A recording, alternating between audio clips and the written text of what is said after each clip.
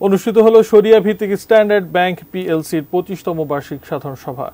অনুমোদন পেল 5% লভ্যাংশ প্রদানের সিদ্ধান্ত। সকালে রাজধানীর স্কাটন গার্ডেনের পুলিশ কনভেনশন হলে এই সভা অনুষ্ঠিত হয়। সাধারণ সভায় শেয়ার হোল্ডারদের পাশাপাশি উপস্থিত ছিলেন স্ট্যান্ডার্ড ব্যাংক পিএলসির ভাইস চেয়ারম্যান কাজী মঞ্জুর আলম, পরিচালক কামাল মোস্তফা চৌধুরী, ফেরদৌস আলী খান, অশোক কুমার সাহা, ফিরোজুর রহমান সহ আরও অনেকে।